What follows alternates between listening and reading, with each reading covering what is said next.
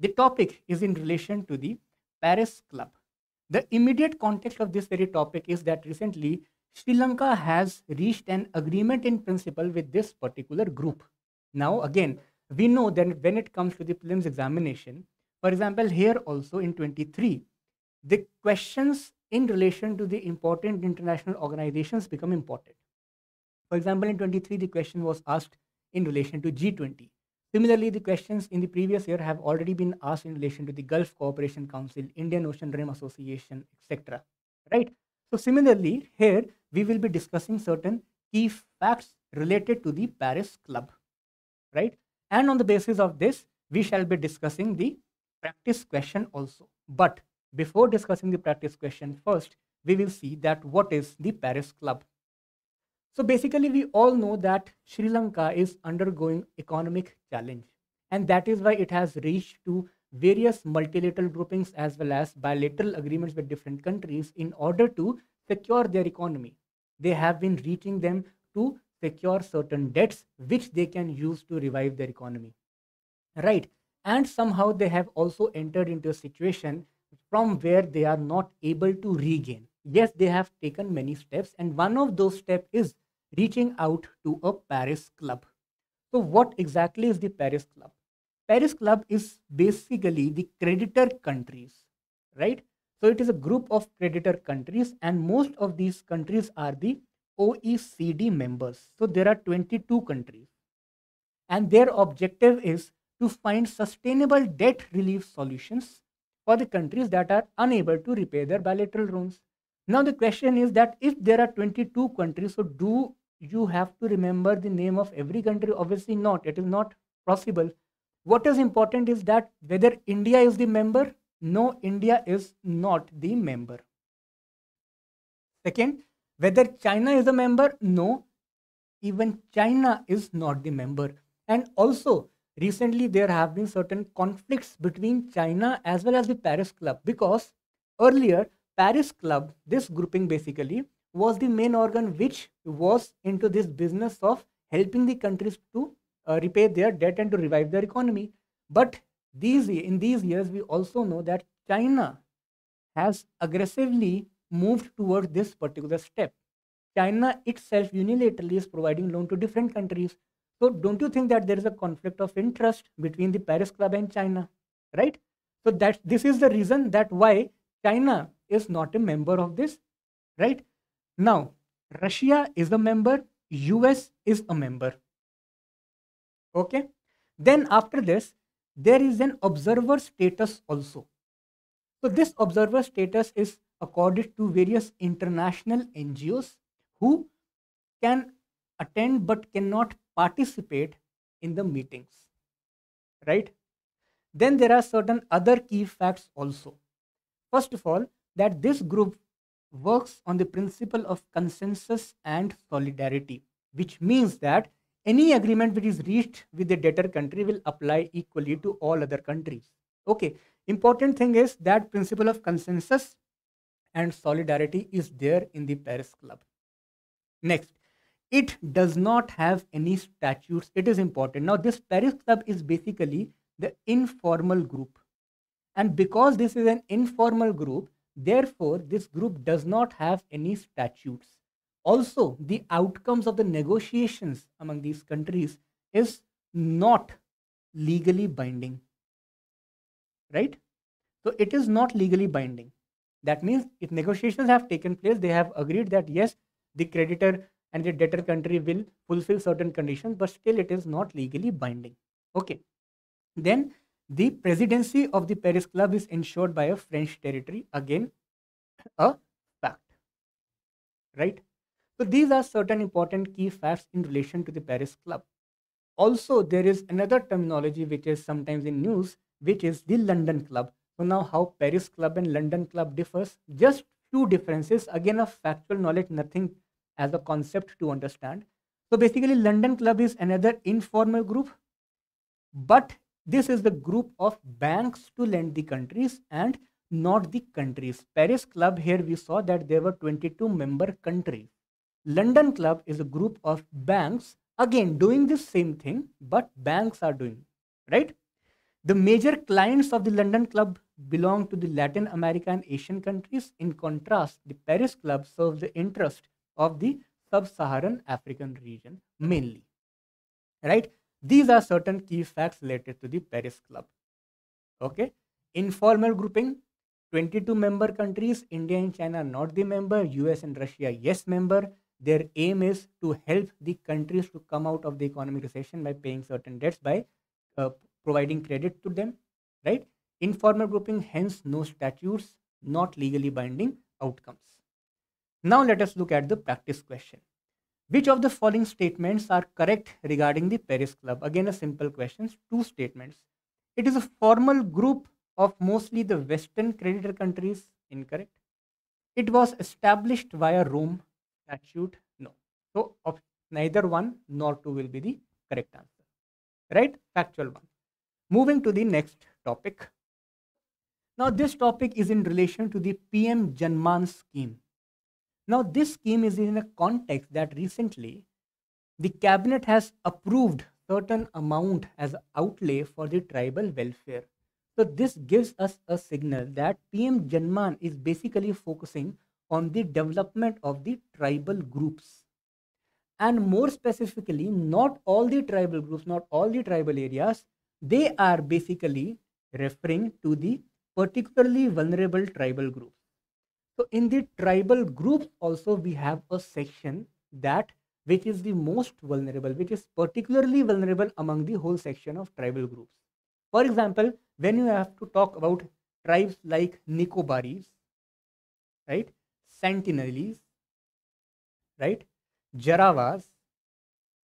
So these tribes are PVTGs, particularly vulnerable tribal groups, right? So for this grouping, PM JANMAN scheme has been launched. And this scheme basically will focus on the overall development of the PVTGs. That means it is not a narrow scheme, it is a very broad scheme covering multiple aspects which can help the tribal people to have a relatively better life, to reduce their challenges, right? Again, when you go to the previous year questions, already in 2019, the question has been asked in relation to the PVTGs. So that means PVTGs as such is also important. We'll come to this practice question also. But first, let us look at the certain key facts in relation to the PM JANMAN scheme. So it was announced in budget 23 to 24, right? Overall outlay is given, factual information, but not facts are very important. What is important is that the whole finance is not only provided by the center, it is shared between center and states. For example, if you will see over here, majority of the portion is by the center, but yes, states are also having the financial responsibility in this scheme. So there is a shared mechanism, right? What is the aim? We have discussed it, that to develop, basically to provide various facilities to the PVTGs, and the facilities which are to be provided under this program, you will come to know that how much broad this program is. For example, they are also focusing on providing pakka houses, providing roads and telecom connectivity, providing drinking water to them, sanitation, access to education and health, construction of Anganwadi centers. So they are doing multiple things. They are also going to establish Ayush wellness centers. Now what happens is that this is a perpetual challenge when it comes to protect the tribal people in order to develop them. You yourself think that if we are providing each and every facility to these PVTGs, so will they remain PVTGs? And also, by default of providing all these facilities, as an outcome, there are very high chances that there will be a loss in culture also, right? So when you are providing, let's say, hospitals or Ayush wellness centers, so there are chances that eventually during a course of time, tribal people might lose their traditional knowledge related to the health, right? So in fact of the policy, perpetual challenge that what should be that limit that we can save the tribal culture also and we can save the tribal people also, right? So this is an issue. As far as the ministries and departments are concerned, there are 9 ministries, obviously because this is a very broad program. So there are 9 ministries which are involved. For example, Ministry of Ayush will be focusing on Ayush Wellness Center. Similarly, Ministry of Skill Development and Entrepreneurship will be focusing on providing the vocational training to these PBTGs, etc. Right? But again, obviously, how are you going to provide a vocational training to a tribal group living in Andaman Islands? Right? So obviously, it is going to be a challenge. But yes, now let us look at the practice question. As far as the answer to this previous year question is concerned, this third statement is incorrect because not 95, there are 75 PBTGs. Rest statements are correct, and hence C option 1 to 4 will be the correct answer. Coming to the practice question for today. With respect to the Pradhan Mantri Janjati Adivasi Nyay Maha Abhiyan, a lengthy name, but yes, we'll remember PM JANMAN. Okay, so you have to consider the following statements. Statement 1, it was launched in the budget of 2022 to 2023. Is this correct? Just revise what we have done. So it was in 23 to 24 budget. So we have just played on the fact. UPSC also does the same thing. You must be remembering the question between the $100 billion or $10,000 billion. So they also play sometimes on the fact. Second statement, so this is incorrect. The central government bears all the cost associated with socio-economic development of this scheme. No, again, this is incorrect, right? Because it was shared between the center and the state. Next is, under this scheme, Ayush Wellness Centers will be set up in PVTG's habitation. So this is correct, and hence A, only one will be the correct answer. Which ministry? Ministry of Ayush. Right? Simple. Okay. So now we'll move towards the next topic. This topic is basically from the science and tech section. And the topic has come in the newspaper in the form of a science quiz. So there is no immediate context, there is no news, but yes, we found that this term is also important just from the perspective that we should know that what is quantum mechanics, just basics, right? So we are not doing the research in this. Why we have taken this topic? Because in 2022, the question was asked in relation to the qubit, that which of the following is a context in which the term qubit is mentioned sometime in news. So it was quantum computing, right? So we'll come to this practice question also, but first let us understand what do we understand by quantum mechanics. Now, before going through whatever is written here, first try to understand. Sorry. So one is the classical physics, right? Second is the quantum physics. So what is the difference between classical and quantum physics? Is that classical physics is relatively linear in nature, okay, and this quantum physics is exponential in nature. We shall understand what do we mean by it. Okay, so you might have heard that the classical physics, basically, for example, I am a body. Now, because today I am not visible to you, so I cannot say that because you can see me, but yes, otherwise there have not been any this technical interface, so you can see me, right? So that means the laws of classical physics will apply to me, that is Newtonian physics. You can watch me. If I am at a particular point A, you can see me. Then if I am moving from point A to point B, again you can see me. You can see my motion. You can see the changes in my velocity, right? You can interact with me. Okay. So that is why the classical physics is linear. This classical physics operate in just two modes, that is 0 and 1. Right? For example, if it is a switch, so either it is on or it is off, right? There is no middle path, 0 or 1, right? Hence, this classical physics works in a linear manner. Again, trying to understand it in a better way. For example, let's say bits, which is the smallest unit in which the classical physics operate. Okay, so let's say 100 bits was doing 100 units of work, right? 100 units of work. Now, if you have to do 200 units of work, then you will be requiring 200 bits. That is linear equation. That is how the classical physics principles work. But what happens in quantum physics? It is not linear. So there are three states. One is 0, second is 1, similar to the classical physics, but there can be a state in between 0 and 1, which is known as the intermediary state. Right? Okay. So now this quantum physics principles will not be applicable on me. Why? Because these are applicable on microscopic particles, right? Which you cannot see by your naked eyes. So these are microscopic particles, especially subatomic particles. Okay. So you must have heard about protons, photons, electrons, atoms basically. These are atomic and subatomic particles. So on subatomic particles, laws of classical physics do not apply. On subatomic particles, laws of quantum physics apply. Right? So there can be an intermediary value also. So that means there might be a particle which might be having a characteristic of 0 as well as 1. Again, so there might be a particle, that is subatomic particle, which is having, let's say, 90% characteristic of 0 and 10% characteristic of 1. So that means the particle in the quantum physics can have two states simultaneously.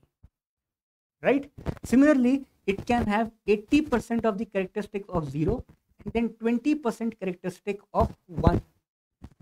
So if it is able to have the characteristics of two different things simultaneously, that means that there can be n number of values, not 0 or 1 only, which was there in classical physics.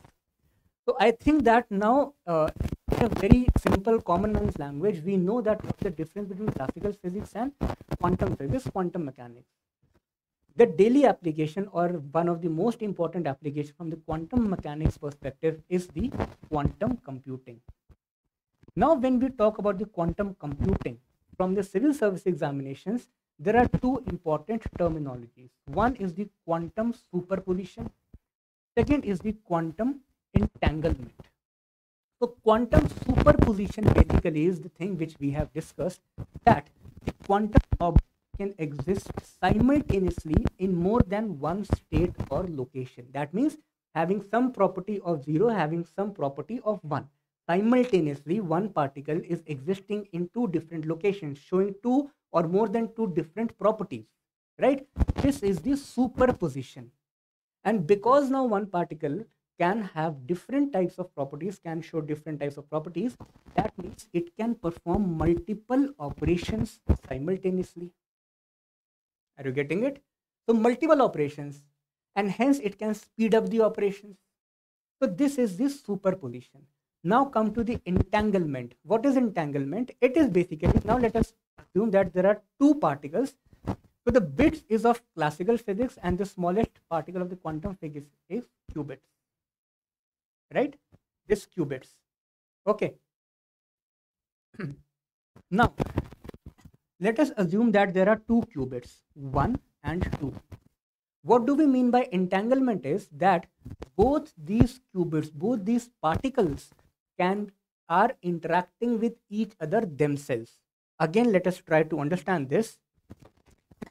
So let us assume that these are two qubits. Suppose let us understand that this is one person and there are two people. So he is the boss. Okay. So if he has to transfer the information to both these people, so he can do is that once he will call the person A, then he will transfer the information. Then he can call the person B and he can transfer the information. This is the classical physics. It will take more time. Right? Okay. So Gibson is saying that audio is not proper. I guess it is. Is it okay now? Right? So if the person has to transmit the information, then he will be calling both the people, but it will take time. Now let us imagine this in a different aspect, that this boss has transferred the information to this person and this person is transferring the information to this, then this to another person, this to another person, right? So do you think that the information spread will be faster? That means these people, the subordinates of this boss, are interacting themselves. This is known as entanglement, if we have to understand this in a very simple language. So this is what happens in this entanglement. Both the qubits or more than one qubits can interact with each other. and that is how they will speed up the information transfer. So if you change the property of, let's say, qubit 1, automatically that will be transferred to the qubit 2, and the property of qubit 2 will also be changed. And more importantly, it is not at all necessary that both the qubits must be in close proximity to each other. This transfer is independent of the distance, right? Now again, how does it happen? Research is going on and it is beyond our scope. What is important from the examination perspective is that we should understand that what do we mean by entanglement and what is its utility, right? So if you can see here, one particle becomes linked with the state of the others regardless of the distance between them, and that is why changes to the state of one instantaneously affect the state of the other. And this is important in quantum computing algorithm. That is why those computers work super fast, right? So I guess now you know that what is the basic difference between classical and quantum mechanics, and what do we understand by the terminologies like superposition and entanglement. Okay, now let us look at the practice question. There are two statements. You have to find the correct ones.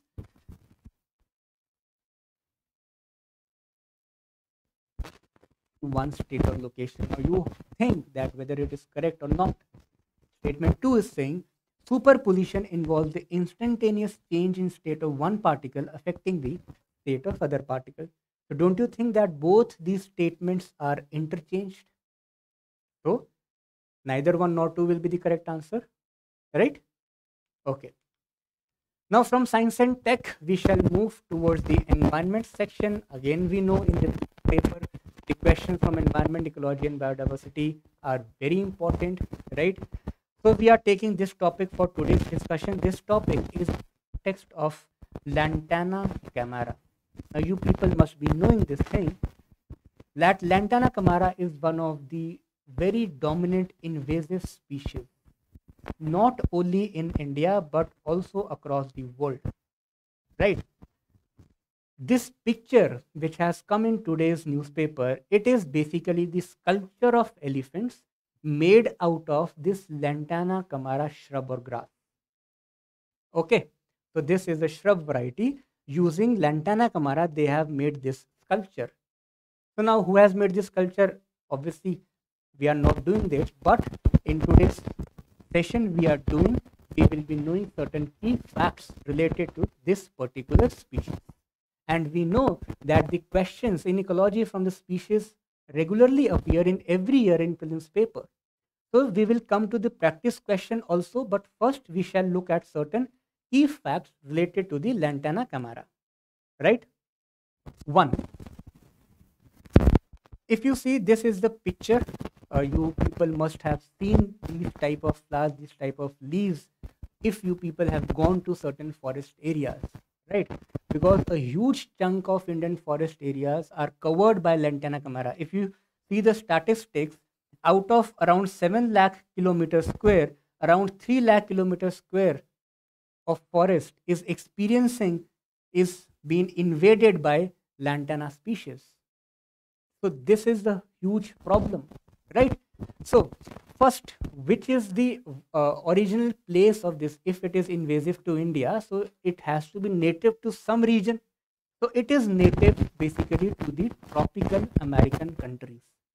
From those tropical American countries, British people, when they colonized India as well as other regions of the world, so they brought this particular species to India as well as other countries. Why they brought?